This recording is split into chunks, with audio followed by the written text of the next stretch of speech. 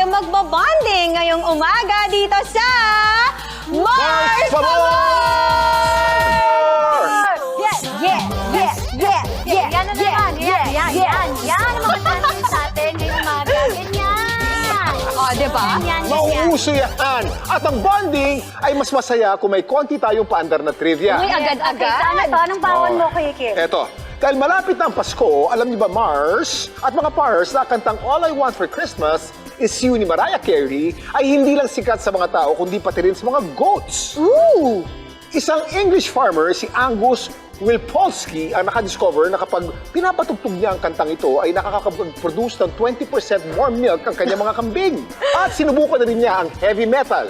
At ang nursery rhyme na Old MacDonald Had a Farm, si Mariah pa rin ang panalo. Ay, iba talaga tong si Mars Si eh. Mars, Mariah. Oo. At saka yung kanta niya na yan, Mars. Hanggang ngayon, kumikita pa rin siya, Mars. True, Mars! version niya, no? Correct! Grabe. Kung uso pa mga mall show ngayon, malamang agawan yan, Mars, kung sinong kakanta ng kantang Oo. yan. At saka kasi nakakakilig, sobrang nakaka-happy talaga yung Christmas song na yan ni Mariah. Parang itong mga makakasama natin today na marami rin ang kinikilig dahil ang kanilang kagwapuhan, ang lakas maka-goat. Goats. Ano yung lakas maka-goat? Paki-explain nga yung lakas maka-goat. Alam nyo, mga Mars at Pars. Ano ba yung goat? Kasi parang ikaw, greatest of all time. Yun! Diba? It's a millennial thing. Pero pasok pa rin sa'yo, Kuya Kim. Kaya ito na, please welcome John Vic de Guzman at Dave Bornia! Go! Uy, goat naman pala talaga. Wow! Fit, yan kailangan. Yan yung requirement dito. Wow. So, bawal ang hindi pogi at bawal ang hindi fit dito sa set mo, Mars. Just for today. Kumusta? It's nice to have you here in our studio. Thank you po. It's good to be back. Ay, maayos naman po. Ito, nangangarap pa rin tumangkad. Huwag Ito. ka lang masyadong tumabi. Yun nga eh. Parang pag magkatabi ka, parang Mag-social mapit eh. distancing na lang talaga kayo as an excuse. Ayun, excited ako dahil ito, yung normal, nagbalik na tayo sa ganitong setup. So, I'm happy, sobrang happy and excited ako. Paano yung training mo? Do you have mga, like, kung may mga lock-in taping, meron din bang lock-in training? So, parang lock-in taping siya. Kunyari, in 1 month, nandun lang kami, stay lang kami, court lang, and then kung saan kami nag-stay, yun lang, same. So, walang goes with- uwian. Parang bubble din Walang uwian. sa shooting, no? Parang lock-in taping din. Pero I'm sure na-miss nyo rin to be with each other kasi syempre it's a team effort, it's a team play. Yes. Sobra, kasi after 2 years, right after ng 2019 SEA Games, na-stop. So, nag-tournament kami last month. And hopefully, magtuloy-tuloy na dahil talagang kailangan din ng exposure ng mga players para, di ba, for international tournaments. And hopefully, magtuloy-tuloy na para, di ba, mas maka-recruit kami ng mga younger players na matatangkad. May pinapatamaan ka doon sa sinabi mong Ay, matatangkad. hindi. Hindi ba valid, bro? Hindi na. Kita mo naman. Ikaw naman, Mars, Dave, ay, ang balita namin, naghahanda ka naman kasi magla-lock-in taping ka din.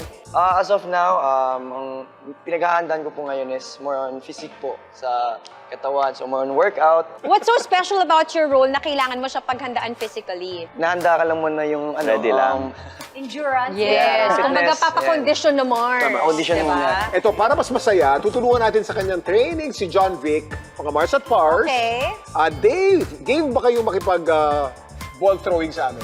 Grabe, Bring tayo it talaga on. yung tutulong kay John Vic sa training niya, Mars. Sana makatulong tayo in kesa makasama.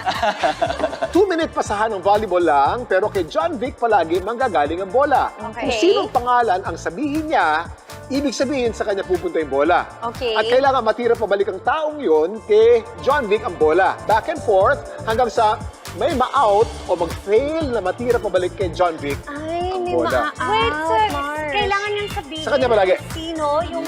Mas maganda, Kung sino yung titira. hindi ko sasabihin kung kanino ko bibigay. Oh, so random. Yes, Random. Wala sa hype yan. Ito, wala nang tawag-tawag. Oh, wala. Alert Okay. na lang. Okay. Alert. Let's go. Okay. Ready? Go! Nice on Mars. Nice one, Mars! Mga favorite ka, Iya. Oh, Bros! Oh, isa pa, pre. Bro! oh, there, Mars. Pwede ba yun? Violation! Violation! Okay, Kuya Kim, sit down, sit down. Violation! Okay. Okay, game. Nice one, Mars. Pwede yung pasuntok? Paraan. Ano yung galing mo kanina ka ba, ha? Ang galing mag-control ng bola. Kuya Kim! Nice. Kasama ka pa gulat. Nice one, Mars! Ang sakit! Nice, Mars! Violation! Violation. Hindi. Good shot. Pasok yun. Pasok. The suntok move. The suntok. It's the suntok. Oy, violation. Violation ba yun? Yeah. Bakit yun violation? Kasi once na nag-twist yung bola, parang either nahawakan mo siya or double ang tawag doon. Kung parang nababad siya sa'yo, Oo. dapat hindi. Hindi mo kailangan Parang hindi mo dapat pwede sabay saluhin. talaga siya or violation pag Yes. Pag isa lang, violation.